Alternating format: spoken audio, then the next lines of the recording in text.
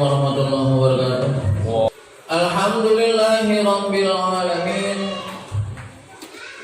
Wa bihi nasta'in ala umurid dunya wad din.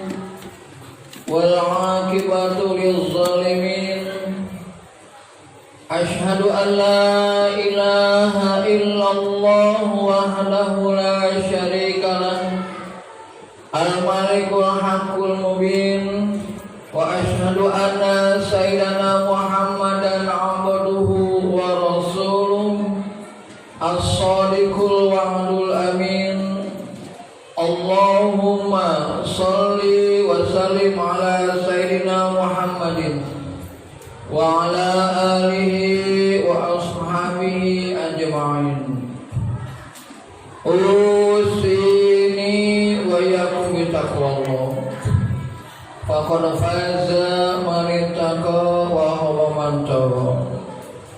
Qala Allah ta'ala fil Qur'an azim fi suratil Baqarah.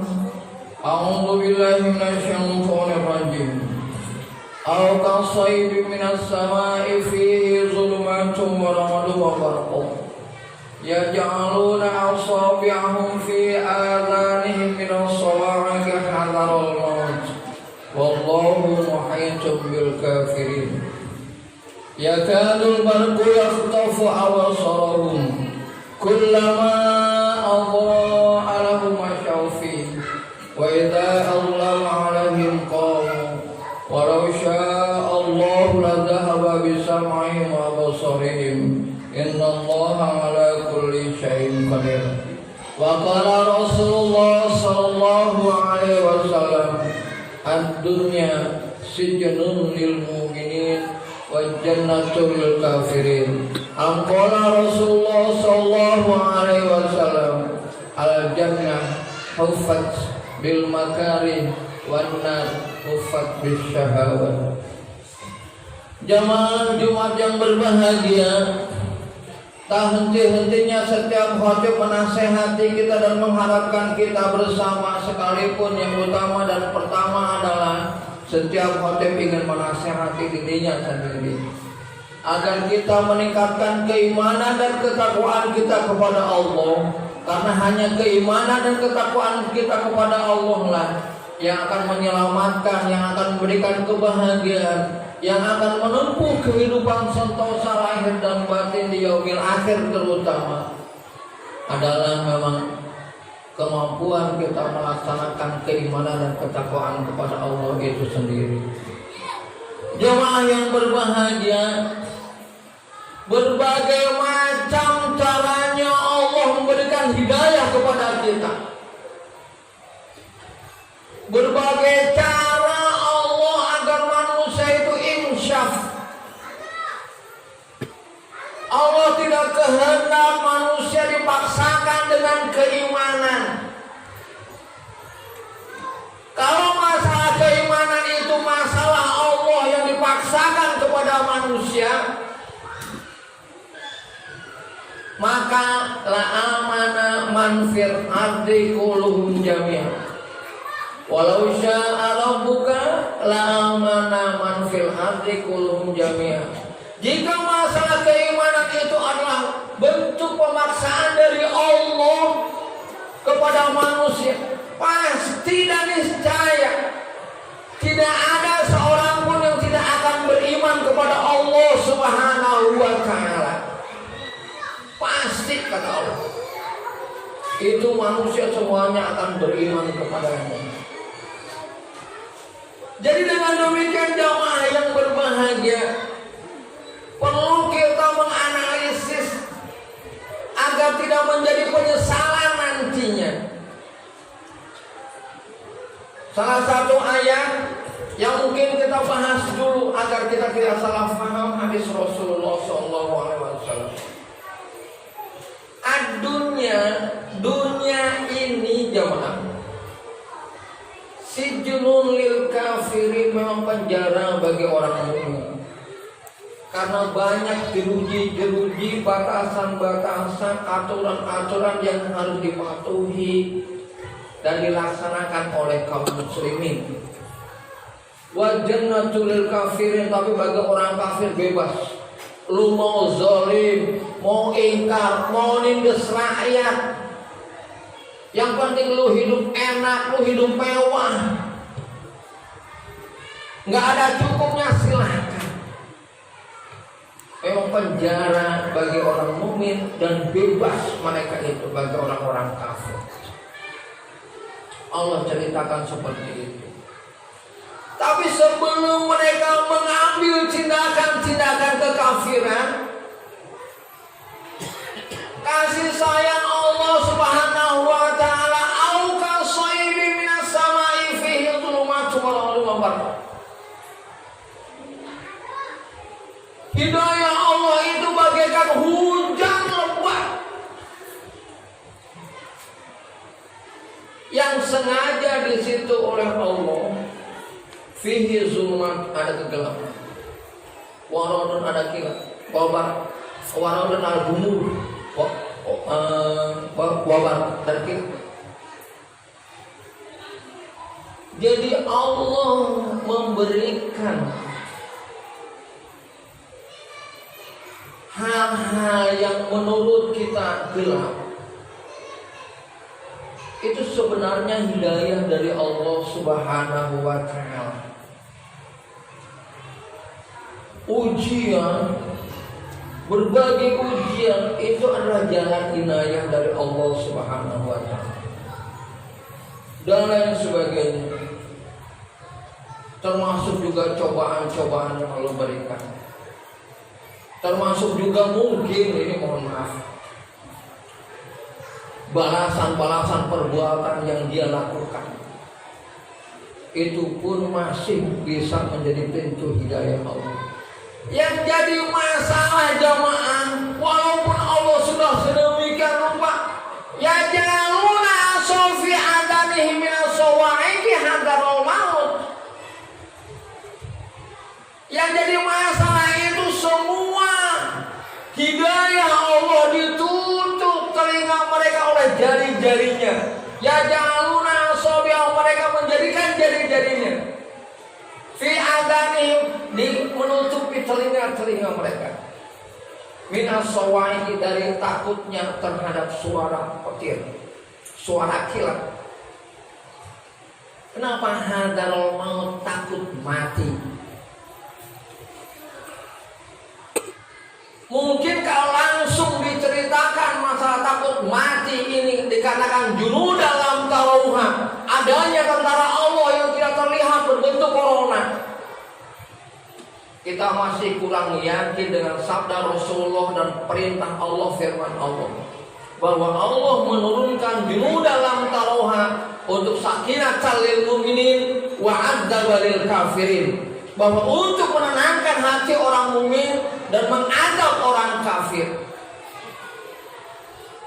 Kadang-kadang jamaah yang berbahagia, mohon maaf, seakan-akan tidak ada beda antara orang kafir dengan orang yang beriman.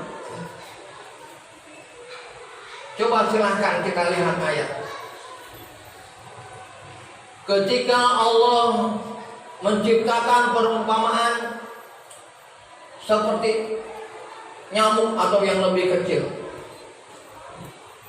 kalau orang beriman akan fayaquluna, mereka orang beriman akan ngomongin hadza min indillah,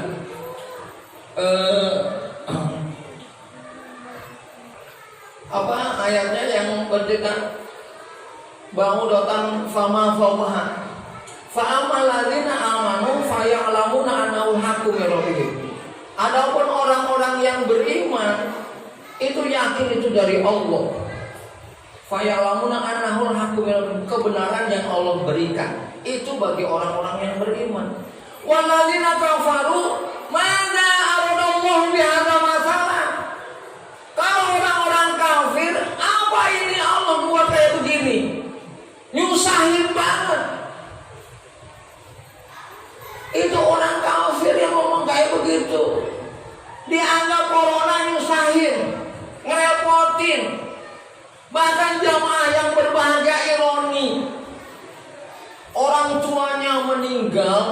dan tidak dia jenguk dan tidak dia lihat pada meninggalnya di rumah, hanya sekedar informasi corona, sampai tidak ada yang menguburkan sampai beberapa hari, ditinggalin keluarganya karena takut terinfeksi. Ini kenyataan. Subhanallah. Makanya ketika ada teman-teman saya yang bilang, bagaimana ini Habib seperti ini, kalau itu orang tua kunjungi, yakin kepada Allah dan lain sebagainya. Dan ternyata ketika dilakukan hal-hal seperti itu, orang tua tetap diperlakukan sebagai orang tua, sembuh dan segera sembuh. Karena corona sebenarnya tidak bisa apa-apa, apalagi dengan Allah. Para ahli saja sudah ngomong seperti itu. Ini karena takut matinya. Bahkan bukan itu jamaah, saya menyedihkan banyak masjid yang tutup. Jadi corona bukan menciptakan orang semakin takut kepada Allah, orang semakin khawatir kepada Allah, apalagi membawa matinya, membawa penyakit. Ini kan masalah besar. Jamaah yang berbahagia perlu diingat, filsafat kematian dalam Islam. Ketika kita lahir, kita nangis, dan orang tua kita, warga sekeliling kita bahagia, senang, senyum, ketawa mereka. Kembalinya kepada Allah, kita senang.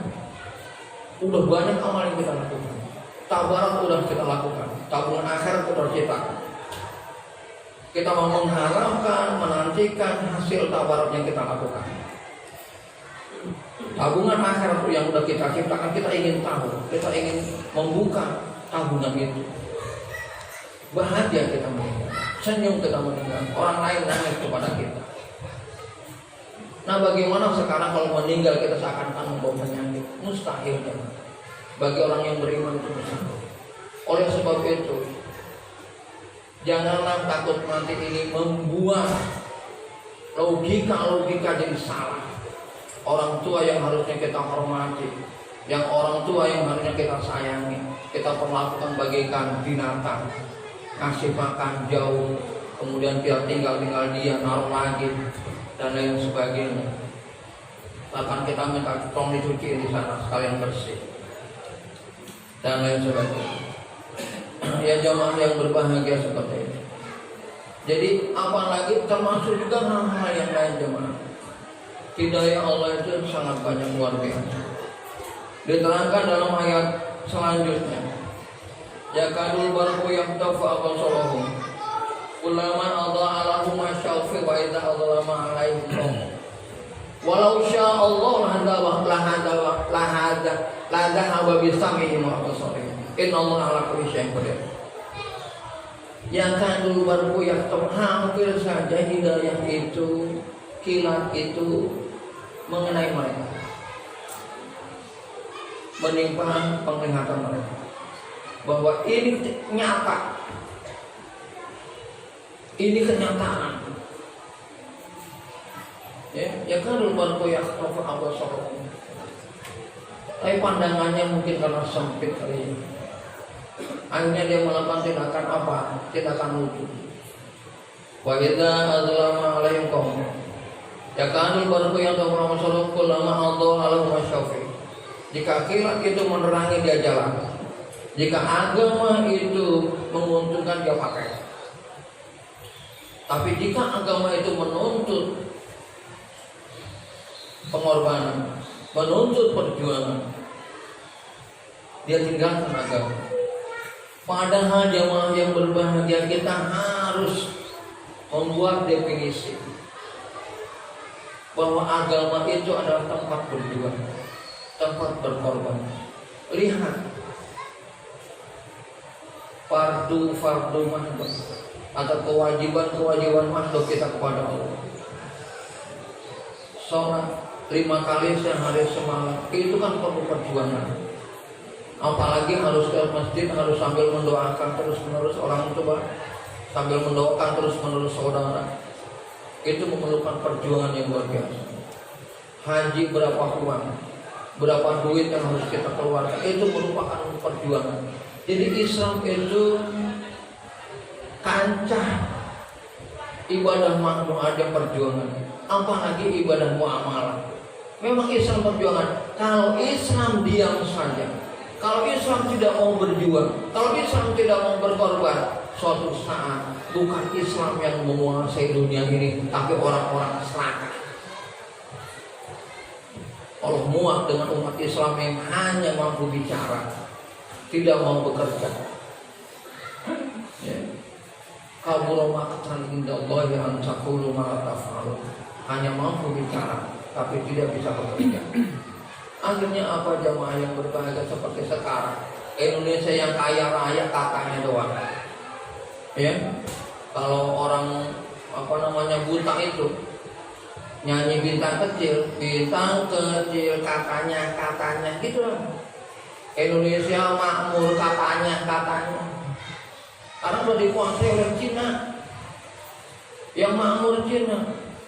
Tenang, rakyatmu udah kaya, udah diwakili sama wakilnya. Ini kurang ajar. Jadi dulu pemimpin Islam, kalau pemimpin Islam itu takut di mata Allah, dia memanfaatkan kepemimpinannya. Coba lihat sejarah orang-orang yang dijamin pemimpin Islam dijamin surga, itu lebih mau susah daripada dia bersenang-senang di dunia. Tapi sekarang kita lihat, waduh, kekayaannya luar biasa mereka. Rakyat susah biasa. PPKM yang khotib hari ini diputar balik. Kita tahu sendiri, nggak ada kompensasi, orang suruh di rumah aja. Kita jualan nggak bisa, apa nggak bisa, dilarang. Negara yang kaya raya ini duitnya kemana? Sedangkan ini uang untuk PPKM itu 225 triliun sudah digelontorkan untuk PPKM. Tapi kemana uangnya? 225 triliun sudah digelontorkan. Kalau 225 triliun per orang bisa mendapatkan 10 jutaan yang lebih. Jumlah kita cuma berapa juta? Jadi triliun itu jutanya juta. Jadi kalau 225 triliun dibagi 100 juta, Allah Akbar, kita udah kebagian banyak banget. Tapi itu uang kemana? Uang dipakai apa? Ini nggak jelas. Oleh sebab itu jamaah yang berbahagia, ayolah umat Islam bangkit. Bahwa corona tidak pernah mengadab orang mukmin, tidak pernah. Corona bunuh dalam taruhan itu, walaupun katakanlah senjata biologis akan dikembalikan oleh Allah, bahwa dia akan mengayomi orang-orang yang beriman. Jadi salah. Kalau ada corona, orang semakin menjauhkan dirinya dari masjid. Salah jemaah. Orang ketika tidak mau sholat, bahkan jaga jarak ketika sholat. Jangan, karena pundak kita dengan pundak sahabat kita itu ada sinar ultraviolet yang sangat menguatkan. Jamaah, saya ceritakan seseorang yang dianggap anaknya kena penyakit yang macam-macam. Saya bilang ibu itu mempunyai DNA yang sama dengan anak, yang saling menguatkan. Anaknya dipeluk oleh ibunya, sembuh. Tenang, dia jiwanya tenang, apanya tenang. Jadi darah itu saling menguatkan darah saudara itu.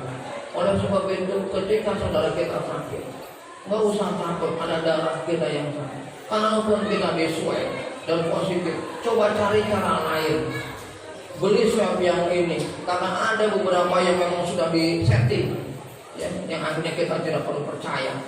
Ini mohon maaf jamaah, saya bicara seperti ini agar menjadi pelajaran bagi kita dan kita menjadi muslim yang betul-betul muslim, yang taat kepada Allah, ya, yang hanya percaya kepada Allah.